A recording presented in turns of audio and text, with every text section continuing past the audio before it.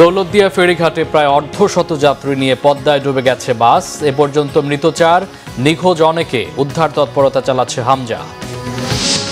মন্ত্রিসভার বৈঠকে জ্বালানি পরিস্থিতি নিয়ে আলোচনা। আন্তর্জাতিক স্পট মার্কেট থেকে 2 কার্গো এলএনজি কেনার অনুমতি। যুদ্ধবন্ধে নিজের সাথেই আলোচনা করছে যুক্তরাষ্ট্র, বলছে ইরান। প্রবলভাবে শান্তি চুক্তি চাচ্ছে তেহরান। দাবি ট্রাম্পের, নাকচ করেছে তেহরান। দেখছিলেন ক্রাউন সিমেন্ট সংবাদ শিরোনাম। রাজবাড়ীর দৌলতদিয়া ফেরিতে ওঠার সময় একটি বাস নিয়ন্ত্রণ হারিয়ে নদীতে ডুবে গেছে। বিকেল 5:30টার দিকে দুর্ঘটনা ঘটে। শেষ খবর পাওয়া পর্যন্ত এ ঘটনায় 4 জনের মৃত্যুর খবর জানা গেছে। গুরুতর আহত অবস্থায় 2 জনকে গোয়ালন্দ উপজেলা স্বাস্থ্য কমপ্লেক্সে ভর্তি করা হয়েছে। এখনও নিখোঁজ অন্তত 45 জন যাত্রী। প্রত্যক্ষদর্শীরা জানান, কুষ্টিয়ার কুমারখালী থেকে ছেড়ে আসা সৌহার্দ্য পরিবহনের একটি বাস দৌলতদিয়া 3 নম্বর ফেরিঘাটের পন্টুন হয়ে ফেরিতে ওঠার সময় নিয়ন্ত্রণ হারিয়ে নদীতে পড়ে যায়। ঘটনার পরপরই দৌলতদিয়া ফেরিঘাটে অবস্থানরত উদ্ধারকারী জাহাজ হামজা উদ্ধার কাজ শুরু করে। তবে এখনও অধিকাংশ যাত্রীকে উদ্ধার করা সম্ভব হয়নি। দুর্ঘটনাস্থলটি অত্যন্ত গভীর হওয়ায় উদ্ধার কাজে জটিলতা দেখা দিয়েছে। বাসটা ব্রেক ফেল করছে। ব্রেক ফেল করে মানে আপনার ড্রাইভার পারলে কিন্তু আপনার যে কোনো সাইড নিয়ে ট্রাই করতে পারতো। ড্রাইভার লাফ দিয়ে নামে গেল পল্টনের উপরে। নামার পরে গাড়িটা পানিতে চলে গেল। আমার বউ আর আমার বাচ্চা ছিল, আমি বাইরে বেরিয়েছিলাম ভাই একটু ফেরি দেখার জন্য যে ফেরি আসতেছে নাকি, আর ওর মধ্যে ফেরি টান দিচ্ছে গাড়ি। আপনার সামনে কি পড়ে গেছে? আমার সামনেই পড়ছে ভাই। মহান স্বাধীনতা দিবস ও জাতীয় দিবস উপলক্ষে স্মারক ডাক টিকিট অবমুক্ত করেছেন প্রধানমন্ত্রী তারেক রহমান। সকাল 9:30টায় সচিবালয় মন্ত্রিপরিষদ বিভাগে নিজ দপ্তরে প্রধানমন্ত্রী 10 টাকা মূল্যমানের একটি স্মারক ডাক টিকিট, 10 টাকা মূল্যমানের একটি উদ্বোধনী খাম, 5 টাকা মূল্যমানের একটি ডাটা কার্ড ও একটি বিশেষ সিলমোহর উদ্বোধন করেন। এ সময় ডাক ও টেলিযোগাযোগ মন্ত্রী ফকির মাহবুব আনাম, ডাক সচিব আব্দুল নাসের খান ও ডাক অধিদপ্তরের মহাপরিচালক কাজী আসাদুল ইসলাম উপস্থিত ছিলেন।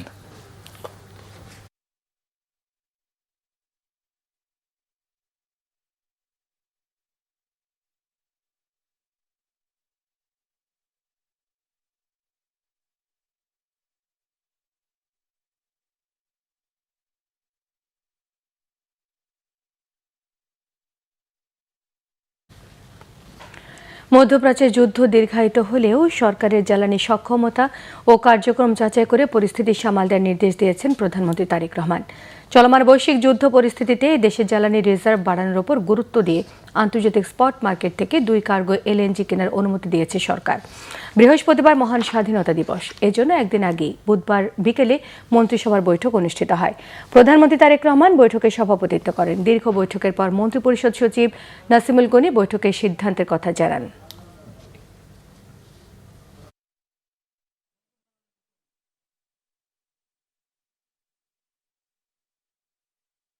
প্যানিক বাইং হচ্ছে অনেকটা, আমার চোখেও পড়েছে যাই। প্যানিক বাইং বা ইচ্ছা করে করতেছে কি না, এইগুলো তো অতিরিক্ত কিনলে তো নষ্টই হবে বলে মনে হয়, তেলগুলা। তো এগুলো হচ্ছে কিছু, তো সেটা হয়তো আর কয়েকদিন পরে কেটে যাবে। মানুষের মধ্যে আস্থা ফেরত আসলে সরকার আগামী খুব শিগগিরই যে প্ল্যান নেওয়া হয়েছে তাতে এই রিজার্ভটা আরও বড় করার চেষ্টা করা হচ্ছে, যাতে আমাদের জ্বালানি, আমাদের মূলত ধাক্কাটা আসে জ্বালানির ক্ষেত্রে এবং সারের ক্ষেত্রে, যে ওয়ার টু ওয়ার হলে। তো এই জ্বালানির ক্ষেত্রে এই ব্যবস্থাগুলো নেওয়া হচ্ছে। দেশের জ্বালানি পরিস্থিতি মোকাবেলায় করণীয় নিয়ে সরকারের বিশেষ বৈঠক হয়েছে। প্রধানমন্ত্রী তারেক রহমানের সভাপতিত্বে সকালে সচিবালয় মন্ত্রিপরিষদ বিভাগের নিজ দপ্তরে এই বৈঠক অনুষ্ঠিত হয়। গুরুত্বপূর্ণ এই সভায় বিদ্যুৎ ও জ্বালানি মন্ত্রী সহ সংশ্লিষ্ট বিভিন্ন মন্ত্রণালয়ের মন্ত্রীরা উপস্থিত ছিলেন। যুদ্ধের প্রভাব মোকাবেলায় পরবর্তী করণীয় নির্ধারণ নিয়ে এ সময় আলোচনা করেন তারা। মধ্যপ্রাচ্যে অস্থিতিশীল পরিস্থিতির সম্ভাব্য প্রভাব মোকাবেলায় এরই মধ্যে সরকারের পক্ষ থেকে দ্রুত পদক্ষেপ নেওয়া হয়েছে। জ্বালানি তেল নিয়ে ভোগান্তি বেড়েই চলেছে। দীর্ঘক্ষণ লাইনে দাঁড়িয়ে থেকেও তেল পাচ্ছে না বলে অভিযোগ করেছেন অনেক মোটরসাইকেল আর প্রাইভেট কারের চালকরা। তারা বলছেন, তেল না পেয়ে আয় রোজগার বন্ধের পথে। রিপোর্ট করছেন মেজবা রহমান। মধ্যপ্রাচ্যে চলমান যুদ্ধের কারণে দেশে জ্বালানির সংকটের সংখ্যায় তেল সংগ্রহে পাম্পে ছুটছে অনেকেই। চাপ সামাল দিতে হিমশিম খাচ্ছে পাম্পগুলো। সকাল থেকেই তেলের আশায় পাম্পের সামনে দীর্ঘ লাইনে মানুষ। দীর্ঘ অপেক্ষার পর তেল না পাওয়ায় ক্ষুব্ধ অনেকে। সকাল 9টা থেকে এখানে লাইনে দাঁড়ায় আছি, এখন বাজে অলমোস্ট 2টা, এখন পর্যন্ত লাইনে দাঁড়ায় আছি। বাস এই আপনার ফিলিং স্টেশন বলতেছে যে 3টা থেকে এরা দেওয়া আবার স্টার্ট করবে, তার মানে আমার 4টা নাগাদ আমি তেল পাবো আশা করি। তেল তো নিতে হবে ভাই, ভোগান্তি এখন কিছু করার নেই। এখন যতদিন না যুদ্ধজনিত তেলের এই সংকট তো হয়েছে, যতদিন ঠিক না হয় আমাদের এই ভোগান্তি পড়তে হবে ভোগান্তির ভিতরে। এদিকে সরকারের পক্ষ থেকে পর্যাপ্ত তেলের আশ্বাস দেওয়া হলেও পাম্পগুলোতে গিয়ে তেল না পাওয়ায় সিন্ডিকেটের বিরুদ্ধে সরকারকে শক্ত অবস্থান নিতে বলছেন ভুক্তভোগীরা। সকাল 8:30 থেকে এখন এখানে আসি তেলের জন্য, কিন্তু গেছে কালকে আসছি তেল পাই নাই, বুট সংকটের মধ্যে আসি, এখন তিনি নাস্তা বন্ধ করতে পারি নাই। তাহলে আমরা যেমন পাম্পে আসি সেই ক্ষেত্রে আমরা এসে তেল পাই না, এখন এই যে বৈশা রয়েছে 6টা ঘন্টা 5-6 ঘন্টা বৈশা রয়েছে। তবে পাম্প কর্তৃপক্ষ বলছে পর্যাপ্ত তেল রয়েছে, সেই সাথে প্রয়োজন অনুসারে সবাইকে সরবরাহ করা হচ্ছে। তা আমরা তেল পাচ্ছি, কিন্তু যে পরিমাণ তেল আমরা আনইন্টারাপ্টেড পেতাম কিছু কম, বা তারপর আমরা তেল পাচ্ছি এবং যখনই আমরা তেল পাচ্ছি সুচারুরূপে সেটা আমরা বন্টন করে দিচ্ছি। সবার ধৈর্য এবং সহনশীল হতে হবে এবং অযথা আতঙ্কিত না হয়ে আমরা আমাদের কাছে আসবে, যখন আমরা অ্যাভেলেবেল হবে আমরা দিব। তেলের বাজারে তেলেসমাতির অবসান চাই সাধারণ মানুষ। মিসবাহ রহমান, বাংলা ভিশন, ঢাকা। ঈদ উল ফিতরের টানা 7 দিনের ছুটি শেষে জীবিকার তাগিদে রাজধানী ঢাকামুখী মানুষের ঢল। যাত্রীদের চাপ বেড়েছে বাস টার্মিনাল ও রেলওয়ে স্টেশনে। নাবিল জাহাঙ্গীরের রিপোর্ট। ঈদের ছুটি শেষে কর্মস্থলে যোগ দিতে ঢাকায় ফিরছে মানুষ। বুধবার সকালে কমলাপুর রেলওয়ে স্টেশনে দেখা গেছে ফিরতি যাত্রীদের ভিড়। নির্বিঘ্ন যাত্রা শেষে সময়মতো ঢাকায় পৌঁছাতে পেরেছেন বলে জানান বেশিরভাগ যাত্রী। ট্রেনে অতিরিক্ত যাত্রী তোলার অভিযোগ রয়েছে অনেকের। রাতে 11:30 ছাড়ছে, এখন পৌঁছাইলো আর কি। আসার কথা ছিল আমাদের 4টার আশেপাশে, সেখানে আসতে আসতে অলমোস্ট 7:30 বেজে গিয়েছে। আমাদের লাগে আমাদের থেকে চুরি গেছে গা, এমপ্লয় থাকতে এত লোক উঠলে কেমন আমি বুঝলাম না। এর টিকিট ছাড়া লোকগুলোকে কীভাবে উঠে গেছে? যে জায়গাটাতে আমরা বের হব, ঢুকবো, বাথরুমে যাব বা ছোট বাচ্চা আছে, ওখানে একটা লোক শুয়ে পুরা মানে গামছা বিছায় শুয়ে।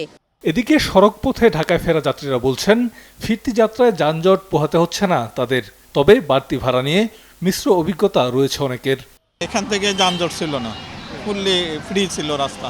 ঘুরে আসলাম ওখান থেকে, খুলনা গিয়েছি, সুন্দরবন গিয়েছি, মানে ওভারঅল ভালোই লেগেছে আমাদের। যানজট ছিল না, রোড ক্লিয়ার ছিল এবং স্বস্তিপূর্ণদায়ক যাত্রা ছিল।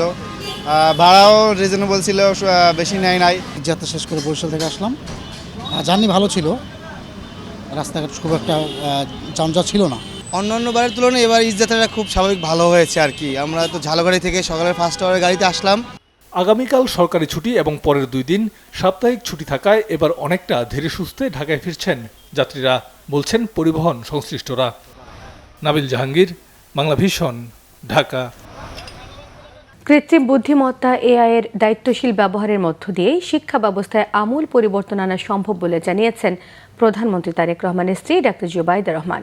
এ বিষয়ে বাংলাদেশকে সহায়তা দিতে উন্নত বিশ্বের প্রতি আহ্বান জানিয়েছেন তিনি। মার্কিন ফার্স্ট লেডি মেলানিয়া ট্রাম্পের আমন্ত্রণ এবং হোয়াইট হাউসের উদ্যোগে fostering the future together global coalition সামিটে যোগ দিয়ে উদ্বোধনী অনুষ্ঠানে এই আহ্বান জানিয়েছেন জুবাইদা। শিশুদের সহায়ক পরিবেশে বেড়ে ওঠা নিশ্চিত করতে তাদের জন্য প্রযুক্তি নিরাপদ করার তাগিদ দেন doctor Jubaida Rahman. My dedication to advancing education, youth development and community well-being. We believe that responsible use of artificial intelligence can transform education, especially in countries like Bangladesh, where access to trained teachers and resources remain uneven. Our government is equipping both teachers and students with the tools they need to thrive in a digital age. Bangladesh Jamaat ইসলামীর আমির ও বিরোধী দলীয় নেতা doctor Shafiqur Rahman বলেছেন, নেতৃত্বের ব্যর্থতা, লোভ, অদূরদর্শিতা আর সীমাহীন দুর্নীতির কারণেই স্বাধীনতার 55 বছরেও বাংলাদেশ তার কাঙ্ক্ষিত লক্ষ্যে পৌঁছাতে পারেনি। সরকারকে জুলাই সনদ বাস্তবায়নের উদ্যোগ নেওয়ার আহ্বান জানান তিনি। জ্বালানি সংকট মোকাবেলায় সর্বদলীয় বৈঠক ডাকতেও সরকারের প্রতি আহ্বান জানান জামাত আমির। মহিবুল্লাহ মহিবের রিপোর্টে বিস্তারিত। মহান স্বাধীনতা ও জাতীয় দিবসকে সামনে রেখে জাতীয় প্রেস ক্লাবে আলোচনা সভার আয়োজন করে ঢাকা মহানগর দক্ষিণ জামাত। অনুষ্ঠানে দলের আমির ও বিরোধী দলীয় নেতা ডাক্তার শফিকুর রহমান বলেন, দুর্নীতির বিষ বাষ্প যতদিন দূর না করা যাবে ততদিন মানুষ স্বাধীনতার সুফল ভোগ করতে পারবে না। জামাত আমির আরও বলেন, তার দেয়া বক্তব্য না বুঝেই সমালোচনা করেন অনেকে। কূটনৈতিকদের সাথে আন্তরিক মুহূর্ত নিয়েও সমালোচনার জবাব দেন জামাত আমির। আমরা একটা রিসেপশনের আয়োজন করেছিলাম, বিদেশি কূটনীতিবিদরা এবং আমাদের বন্ধুরা এখানে এসেছিলেন। ঈদের দিনটা মানুষ একটু খোলা মনে সবার সাথে মিশে, আমি একটু মিশেছি। হায়ারে আল্লাহ, এটা নিয়ে কী যে অবস্থা! নবীজি এটা করেছেন রে ভাই, তিনি তার প্রিয়তম সাহাবীর সাথে এটা করেছেন। এটা তো আমার নবীর প্রিয় সুন্নত, আমি তো আমার নবীর প্রত্যেকটা সুন্নতকে ভালোবাসি। কে কি বললো না বললো এগুলার পাত্তাই আমি দিই না। তুমি বলতেই থাকো, আমি পড়তেই থাকবো। হ্যাঁ, মানুষ হিসাবে যদি ভুল করি অনুতপ্ত হব, ক্ষমা চাইব, কোনো অসুবিধা নাই।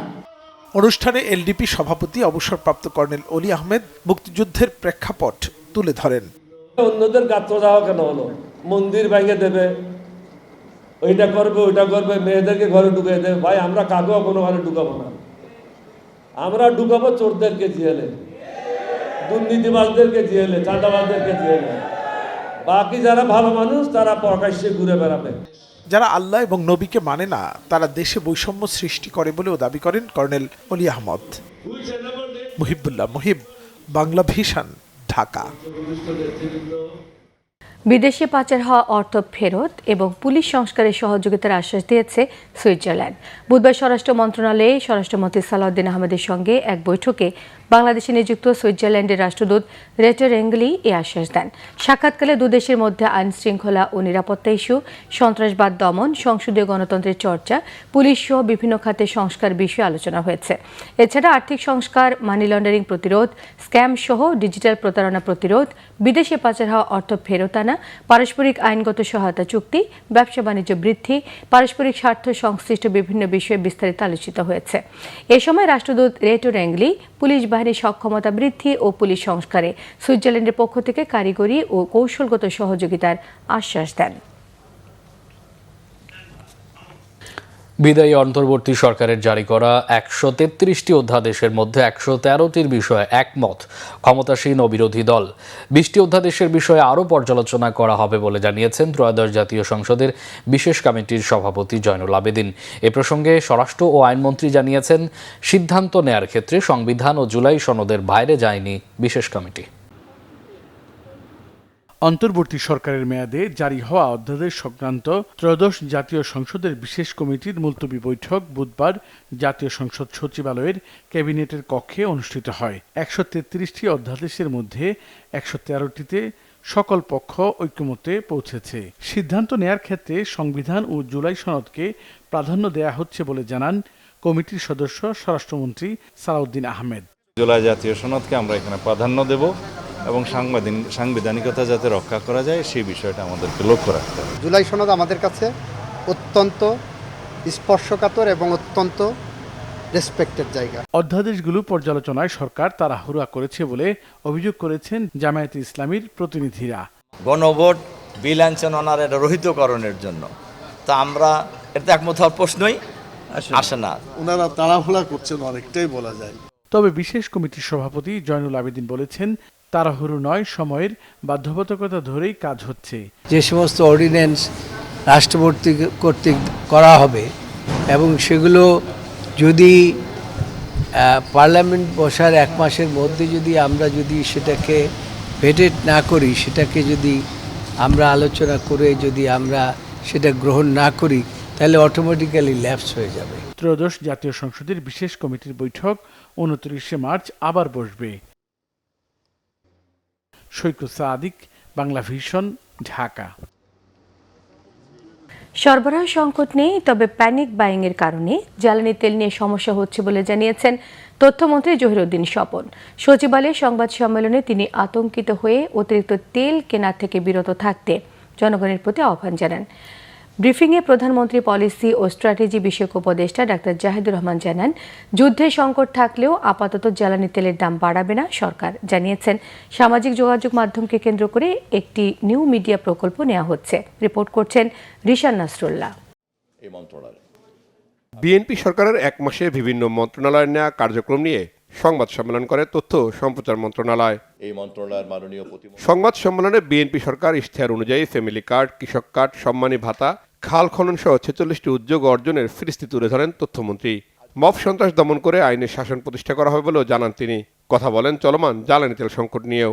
গণমাধ্যমের বিভিন্ন রকম সংবাদ যেহেতু ছড়িয়ে পড়ে, বিশেষ করে সোশ্যাল মিডিয়াতে, সে কারণে একটা প্যানিক বাইং শুরু হয়েছে।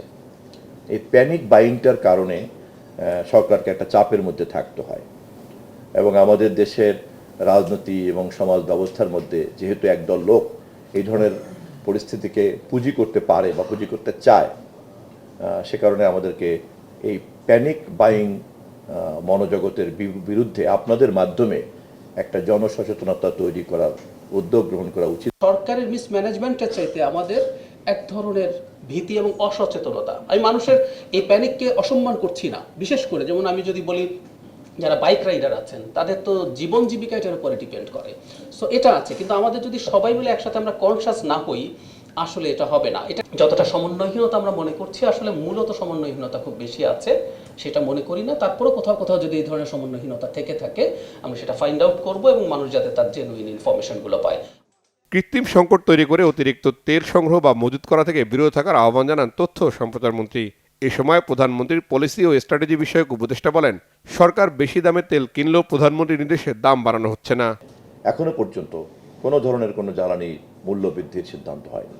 এমনকি পার্শ্ববর্তী রাষ্ট্রে জ্বালানির যে মূল্য আছে তার সঙ্গেও আমাদের মূল্যের বেশ ব্যবধান আছে এবং আমাদের যে সংকটকে মাথায় রেখে, যুদ্ধ সংকটকে মাথায় রেখে যে পরিকল্পনা গ্রহণ করা হয়েছে, অর্থমন্ত্রীর নেতৃত্বে একটা মন্ত্রিপরিষদ কমিটি গঠন করা হয়েছে এবং তারা অত্যন্ত দক্ষতার সঙ্গেই এই সময়কার পরিস্থিতিকে একটা সুষ্ঠু ব্যবস্থাপনার মধ্যে এনেছেন। ফলে আমাদের এই মুহূর্তে কোনো সংকট নাই। আশা করি আমরা সংকটের মোকাবেলা করতে হবে না। আমরা অভ্যন্তরীণভাবে তেলের মূল্য বাড়িয়ে দিতে পারতাম, আমরা কিন্তু এখন অনেক বেশি মূল্যে তেল কিনছি। নতুন যে সাপ্লাই আসবে এগুলোর মূল্য অনেক বেশি হবে, কিন্তু আমরা এখনো পর্যন্ত যেহেতু আমাদের অর্থনীতিতে দীর্ঘদিন ধরে একটা ক্রাইসিস গেছে, আমাদের মানুষের বাইং ক্যাপাসিটি ভালো না। এখন আমরা যদি ইনফ্লেশন অনেক বেড়ে যায়, তেলের মূল্য বাড়ালেই তো আসলে ইনফ্লেশন বেড়ে যাবে। মালিকদের উদ্দেশ্যে বলতে চাই, তারা তো আসলে স্টোর করার যদি প্রবণতা কারো থাকে, তারা মনে করছেন যে দাম যে কোনো মুহূর্তে বেড়ে যাবে। আমাদের মাননীয় প্রধানমন্ত্রী স্পষ্টভাবে জানিয়েছেন জ্বালানির দাম বাড়ছে না, সুতরাং জ্বালানির দাম যেহেতু বাড়ছে না, এই স্টোর করে রাখার প্রবণতা আসলে তাদের জন্য খুব বেশি বেনিফিশিয়াল হবে না। সংবাদ সম্মেলনে গঠনমূলক সমালোচনা করে সরকারের ভুল ত্রুটি ধরিয়ে দিতে গণমাধ্যমের প্রতি আহ্বান জানান মন্ত্রী, প্রতিমন্ত্রী, উপদেষ্টা। রিশান নাসরুল্লাহ, বাংলাভিশন, ঢাকা। দেশের 18তম অ্যাটর্নি জেনারেল হিসেবে নিয়োগ পেয়েছেন ব্যারিস্টার রুহুল কুদ্দুস কাজল। বুধবার তার নিয়োগের প্রজ্ঞাপন জারি করেছে আইন মন্ত্রণালয়। নতুন বাংলাদেশে আইনের শাসন প্রতিষ্ঠায় অ্যাটর্নি জেনারেল হিসেবে দায়িত্ব পালনে বদ্ধপরিকর বলে জানান রুহুল কুদ্দুস কাজল। আহমেদ সরোয়ারের রিপোর্ট। সুপ্রিম কোর্টের সিনিয়র আইনজীবী ব্যারিস্টার রুহুল কুদ্দুস কাজল ঢাকা বিশ্ববিদ্যালয়ের আইন বিভাগ থেকে এলএলবি ও এলএলএম ডিগ্রি অর্জন করে রুহুল কুদ্দুস কাজল 1995 সালে ঢাকা জেলা ও দায়রা জজ আদালতের আইনজীবী হিসেবে আইন পেশা শুরু করেন। তিনি 1996 সালে সুপ্রিম কোর্টের হাইকোর্ট বিভাগে এবং 2008 সালে আপিল বিভাগের আইনজীবী হিসেবে তালিকাভুক্ত হন। 2023 সালে সুপ্রিম কোর্টের আপিল বিভাগ তাকে সিনিয়র অ্যাডভোকেট হিসেবে স্বীকৃতি দেয়। রুহুল কুদ্দুস কাজল 2006 সালে যুক্তরাজ্যের লিঙ্কনস ইন থেকে বারেট ল ডিগ্রি অর্জন করেন। বাংলাদেশ বার কাউন্সিলের এক্সিকিউটিভ কমিটির চেয়ারম্যান ব্যারিস্টার কাজল একাধিকবার সুপ্রিম কোর্ট আইনজীবী সমিতির নির্বাচিত সম্পাদক ছিলেন। বিগত সরকারের বিরুদ্ধে আন্দোলন সংগ্রামে রাজপথে সক্রিয় ভূমিকা রাখেন ব্যারিস্টার রুহুল কুদ্দুস কাজল। বেগম খালেদা জিয়া এবং তারেক রহমানের আইনজীবী হিসেবে দায়িত্ব পালনের পাশাপাশি বিএনপি ও এর অঙ্গ ও সহযোগী সংগঠনের নেতাকর্মীদের বিনামূল্যে আইনি সহায়তা দেন তিনি। সাংবিধানিক আইন সহ ফৌজদারি আইনে দক্ষ ব্যারিস্টার রুহুল কুদ্দুস কাজল আইন পেশার পাশাপাশি তিনি সাংবাদিক ও কূটনীতিক হিসেবেও কাজ করেছেন। বাংলাদেশের 18তম অ্যাটর্নি জেনারেল হিসেবে নিয়োগ পেয়ে বাংলাভিশনকে জানান, আইনের শাসন প্রতিষ্ঠায় তার দায়িত্ব সঠিকভাবে পালন করে যাবেন। সময় দায়িত্ব পালন করছি, যে সময় 5ই আগস্ট পরবর্তী নতুন বাংলাদেশের স্বপ্ন দেখছেন এবং 12ই ফেব্রুয়ারি একটা অবাধ, সুষ্ঠু, নিরপেক্ষ নির্বাচনের মাধ্যমে জনাব তারেক রহমানের নেতৃত্বে নতুন সরকারের পথ চলা শুরু হয়েছে এবং মানুষ মনে করে যে সর্বক্ষেত্রে জনাব তারেক রহমান ইতিমধ্যে মানুষের মধ্যে যে ইমেজ সৃষ্টি করেছেন, আমাদের বিচার অঙ্গনও একইভাবে সেভাবে কাজ করুক। তো সেই প্রত্যাশার জায়গাটা পূরণ করাটা হবে অন্যতম লক্ষ্য, যেন মানুষ মনে করে যে না, বাংলাদেশের রাষ্ট্রের পক্ষে আমরা যারা দায়িত্ব পালন করব আদালতে এবং রাষ্ট্রের পক্ষে সরকারকে মতামত, অপিনিয়ন দেওয়ার মাধ্যমে সেক্ষেত্রে জন্য আমরা সততার সঙ্গে মানুষের জনকল্যাণটাকে বিবেচনায় নিয়ে আমরা কাজটা করতে পারি। দলমতের ঊর্ধ্বে উঠে বিচার প্রার্থী ও রাষ্ট্রের জন্য কাজ করার কথাও জানান ব্যারিস্টার কাজল। যে বিচার প্রার্থী মানুষের যেন ন্যায় বিচার সুনিশ্চিত করা, রাষ্ট্রকে ডিফেন্ড করা, রাষ্ট্রের স্বার্থ হানি হয় এমন কোনো কাজের মধ্যে যেন কেউ লিপ্ত হতে না পারে সেটাকে প্রতিহত করা। আর সবচেয়ে বড় কথা, আগামী দিনের বাংলাদেশকে যে স্বপ্নের বাংলাদেশ হিসেবে আমরা দেখতে চাই এবং আইন এবং বিচারাঙ্গনের প্রতি যে মানুষের যে প্রত্যাশা, সেই প্রত্যাশা পূরণ করাটাই হবে অন্যতম কাজ এবং লক্ষ্য। আমি সুপ্রিম কোর্ট আইনজীবী সমিতির যে কলঙ্কজনক অধ্যায়ের শিকার হচ্ছে আমাকে কারাগারে যেতে হয়েছে, রিমান্ড কাটতে হয়েছে, এবং আমরা প্রত্যাশা করি যে এই সুপ্রিম কোর্টটা হবে নির্বিঘ্ন, নির্ঝঞ্ঝাট, এখানে কোনো দখলদারিত্ব থাকবে না। ব্যারিস্টার কাজলকে গত সরকারের রোশানলে পড়ে কারাগারেও যেতে হয়েছে। ঝিনাইদহের মহেশপুরে জন্ম নেওয়া ব্যারিস্টার রুহুল কুদ্দুস কাজল বাংলাদেশ সুপ্রিম কোর্ট আইনজীবী সমিতির সর্বশেষ নির্বাচিত সম্পাদক। আহমেদ সরওয়ার, বাংলা ভিশন, ঢাকা। আন্তর্জাতিক অপরাধ ট্রাইব্যুনাল 1-এর চেয়ারম্যান বিচারপতি মোহাম্মদ গোলাম মুর্তজা মজুমদারের ব্যবহৃত mobile phone, Facebook, WhatsApp hack হবার ঘটনা ঘটেছে। এ ঘটনায় মঙ্গলবার রাজধানীর শাহবাগ থানায় একটি সাধারণ ডায়েরি করা হয়েছে। আদালত সূত্রে জানা গেছে, গত 17 মার্চ তার মোবাইল ফোনে ত্রুটি দেখা দিলেও তখন তিনি বুঝতে পারেননি যে ফোনটি নিরাপত্তা ঝুঁকিতে পড়েছে। পরবর্তীতে বিষয়টি বুঝতে পারার আগে তার ফেসবুক, হোয়াটসঅ্যাপ অ্যাকাউন্ট বেদখল হয়ে গেছে। গত 22 মার্চ মোবাইল ফোনটি ব্যবহার করতে না পেরে তিনি আইসিটি প্রসিকিউটর এবং ডিজিটাল ফরেনসিক বিশেষজ্ঞকে বিষয়টি জানান। পরে সেই বিশেষজ্ঞ ডিভাইসটি থেকে দূরবর্তী নিয়ন্ত্রণের সফটওয়্যার অপসারণ করেছেন। এ বিষয়ে জরুরি ব্যবস্থা গ্রহণে ট্রাইব্যুনালের পক্ষ থেকে বিটিআরসি চেয়ারম্যানের কাছে আবেদন করা হয়েছে। জিডির পর কপি পাঠানো হয়েছে স্বরাষ্ট্র সচিব এবং ডিএমপি কমিশনারের কাছেও। দীর্ঘমেয়াদী কিডনি রোগে আক্রান্ত হয়ে বেঁচে থাকার আশা প্রায় ছেড়েই দিয়েছিলেন হতদরিদ্র এক যুবক। আর তাকে সুস্থ করতে পাশে দাঁড়ালেন জাতীয় সংসদের deputy speaker barrister Kaiser Kamal. Bangladesh medical বিশ্ববিদ্যালয়ের একদল চিকিৎসক করলেন সফল কিডনি প্রতিস্থাপন। মায়ের দেয়া কিডনিতে বেঁচে ফিরলেন পরিবারের কাছে। বিস্তারিত জানাচ্ছেন হাসনাত জুবায়ের। দেশের প্রত্যন্ত অঞ্চলের এক যুবক দীর্ঘদিন ধরে কিডনি রোগে ভুগছেন। বেঁচে থাকার আশা প্রায় ছেড়েই দিয়েছিলেন। হঠাৎ আলোর দূত হয়ে এলেন বাংলাদেশ মেডিকেল বিশ্ববিদ্যালয়ের একদল চিকিৎসক, করলেন সফল কিডনি প্রতিস্থাপন। আর সার্বিক সহযোগিতায় ছিলেন জাতীয় সংসদের deputy speaker barrister Kaiser Kamal. Bangladesh medical বিশ্ববিদ্যালয়ের নেফ্রোলজি ও ইউরোলজি বিভাগের তত্ত্বাবধানে সফলভাবে একটি কিডনি প্রতিস্থাপন সম্পন্ন হয়েছে। সফল অস্ত্রোপচারের পর বুধবার ছাড়পত্র পান সেই রোগী।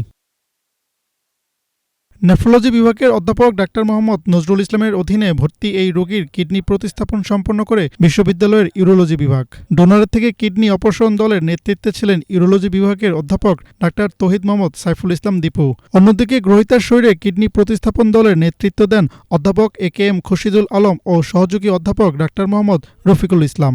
লাকি এনাফ, আমরা সাধারণত এটা ট্রান্সপ্লান্ট করতে 3-4 মাস সময় লাগে, তাকে আমরা 2 মাসের মধ্যে করতে পারছি।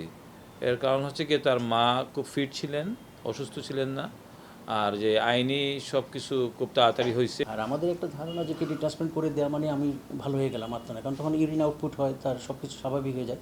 কিন্তু এদের কিডনিটা শরীরের মধ্যে টিকে থাকার জন্য কিছু ওষুধ খেতে হয়। কিডনি ট্রান্সপ্লান্টেশন, বাংলাদেশে যে কিডনি ট্রান্সপ্লান্টেশন সেটাকে বা লিভার ট্রান্সপ্লান্টেশন, এই ধরনের ট্রান্সপ্লান্টেশনকে উদ্বুদ্ধ করার জন্য বিভিন্ন সেক্টরেই যেমন মানুষকে কাজ করা উচিত, এবং সেটি সরকারের পাশাপাশি যেমন যতগুলো আইনি প্রক্রিয়া আছে সেই আইনি প্রক্রিয়াগুলোকে আরও সহজীকরণ করা উচিত। কিডনি রোগে আক্রান্ত এই রোগী সম্পূর্ণভাবে ডায়ালাইসিসের উপর নির্ভরশীল ছিলেন।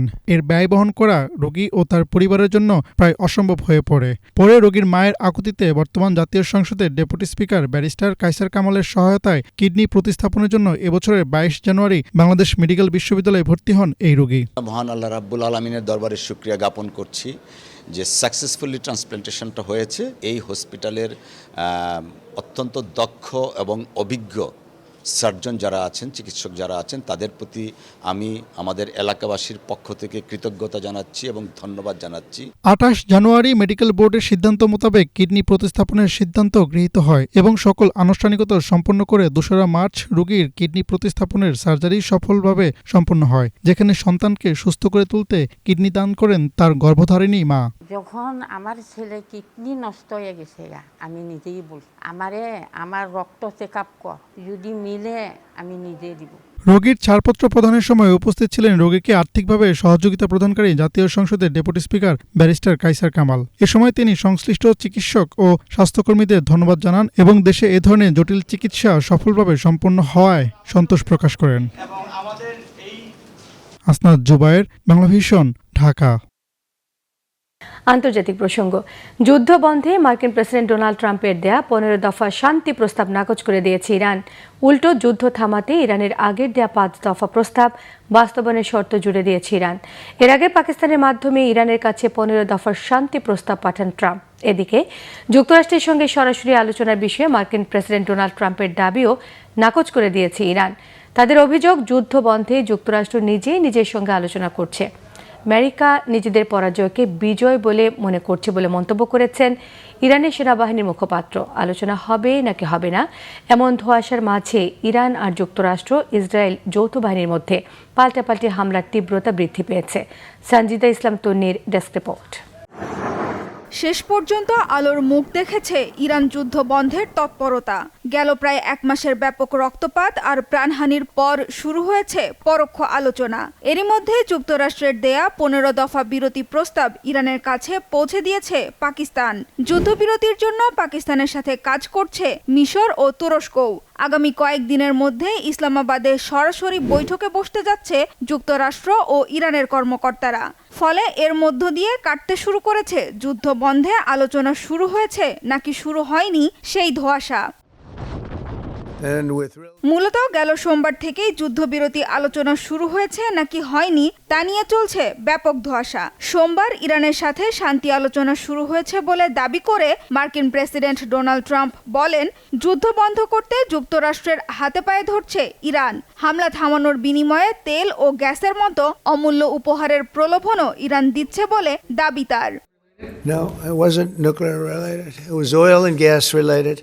And it was a very nice thing they did, but what it showed me is that we're dealing with the right people.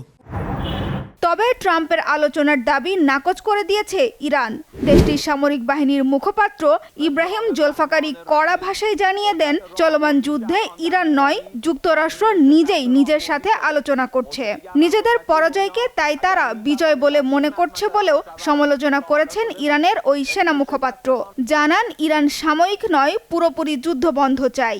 যুদ্ধ পুরোপুরি বন্ধ না হওয়া পর্যন্ত আমেরিকা ও বর্বর ইসরায়েলের বিরুদ্ধে লড়াই চালিয়ে যাওয়ার ঘোষণা দিয়েছে ইরানের সেনাবাহিনী। তবে যুদ্ধবিরতির আলোচনার মধ্যেই মধ্যপ্রাচ্যে আরও মার্কিন সেনা মোতায়েনের প্রস্তুতি নিচ্ছে ট্রাম্প প্রশাসন।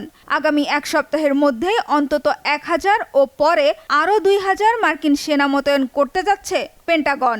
মধ্যপ্রাচ্যে আরও মার্কিন সেনা মোতায়েনের বিষয়টি নিবিড়ভাবে পর্যবেক্ষণ করা হচ্ছে বলে জানিয়েছে ইরান। যুদ্ধবিরতি আলোচনা শুরুর খবরের প্রভাব পড়েছে বিশ্ব তেল বাজারেও। বুধবার বিশ্ববাজারে 5 ভাগ কমেছে তেলের দাম। ব্যারেল প্রতি অপরিশোধিত জ্বালানি তেলের দাম নেমে এসেছে $100 নিচে। এছাড়া ইরানের জন্য ক্ষতিকর নয় এমন দেশগুলোর তেলবাহী জাহাজের হরমুজ প্রণালী পাড়ি দিতে কোনো বাধা নেই বলে জানিয়েছে ইরান। এক বিবৃতিতে এই ঘোষণা দিয়েছে জাতিসংঘের ইরানি মিশন। বিবৃতিতে বলা হয়, ইরানের বিরুদ্ধে কোনো ধরনের আগ্রাসী কর্মকাণ্ডে জড়িত না হওয়ার শর্তে জাহাজগুলো হরমুজ প্রণালী দিয়ে নির্বিঘ্নে চলাচল করতে পারবে। কূটনীতির মারপ্যাচ চললেও ইরানে থামেনি সমরাস্ত্রের গর্জন, হামলা আর মৃত্যুর মিছিল। রাজধানী তেহরান ছাড়াও বিভিন্ন এলাকায় বিমান হামলা চালিয়েছে যুক্তরাষ্ট্র আর ইসরায়েলি বাহিনী। ধসিয়ে দেওয়া হয়েছে স্কুল আর আবাসিক ভবন। বুধবার হামলা হয়েছে ইরানের পরমাণু গবেষণা কেন্দ্র ইস্পাহানে। ইরানের সামরিক অবস্থানে হামলার ভিডিও প্রকাশ করেছে যুক্তরাষ্ট্র। ইরানে এ পর্যন্ত 15,000-এর বেশি বোমা হামলা চালানোর দাবি করেছে ইসরায়েল। কড়া জবাব দিচ্ছে ইরানও। ইসরায়েলে পাল্টা হামলার তীব্রতা বাড়িয়েছে ইরান আর লেবাননের হিজবুল্লাহ যোদ্ধারা। ট্রু প্রমিস 4-এর 78তম পর্বে ইসরায়েলের লিলাত, দিমোনা ও তেল আবিব লক্ষ্য করে মিসাইল হামলা চালিয়েছে ইসলামী বিপ্লবী গার্ড বাহিনী IRGC। এতে ইসরায়েলের উত্তরাঞ্চলের একজন নিহত হয়েছে। তেল আবিবের কাছাকাছি বেনি ব্রাক আর গাভাত শেমুয়েল শহরে আহত হয়েছে বেশ কয়েকজন। এছাড়া জর্ডান, বাহরাইন সহ মধ্যপ্রাচ্যে মার্কিন অবস্থান লক্ষ্য করে ড্রোন আর মিসাইল হামলা চালাচ্ছে ইরান। দেশের পূর্বাঞ্চলে একাধিক ক্ষেপণাস্ত্র ছাড়াও কমপক্ষে 11টি ড্রোন ভূপাতিত করার দাবি করেছে সৌদি আরবের প্রতিরক্ষা মন্ত্রণালয়। ড্রোন হামলায় বিস্ফোরিত হয়েছে কুয়েত আন্তর্জাতিক বিমানবন্দরের জ্বালানি ট্যাঙ্কার। ক্ষয়ক্ষতি সামান্য হয়েছে বলে জানিয়েছে বিমানবন্দর কর্তৃপক্ষ। ইরাকেও মার্কিন অবস্থানে হামলা জারি রেখেছে ইরানপন্থী সশস্ত্র সংগঠন দ্য ইসলামিক রেজিস্ট্যান্স। 24 ঘন্টায় বাগদাদে মার্কিন বাহিনীর ভিক্টোরিয়া সেনাঘাঁটি সহ বিভিন্ন অবস্থানে অন্তত 23টি হামলা চালিয়েছে সংগঠনটি। অন্যদিকে লেবাননে হামলা আর হত্যাযজ্ঞ চালিয়ে যাচ্ছে ইসরায়েল। লিতানি নদী তীরবর্তী 30 কিলোমিটার এলাকায় দখল প্রতিষ্ঠার দাবি করেছে ইসরায়েলি বাহিনী। লেবাননের ভূখণ্ডে ইসরায়েলি হামলার তীব্র নিন্দা জানিয়ে বিবৃতি দিয়েছে কানাডা। সানজিদা ইসলাম তন্নি, বাংলা ভিশন নিউজ ডেস্ক। এই ছিল এখনকার মতো। পরের সংবাদ রাত 1টায় দেখার আমন্ত্রণ রইল। এছাড়া বাংলা ভিশন সংবাদ ও সংবাদ সংশ্লিষ্ট অনুষ্ঠান দেখতে ভিজিট করুন www.bvnews24.com ও facebook.com/banglavisionnews এবং সাবস্ক্রাইব করুন youtube.com/banglavisionnews। এতক্ষণ সাথে থাকায় অসংখ্য ধন্যবাদ। শুভরাত্রি।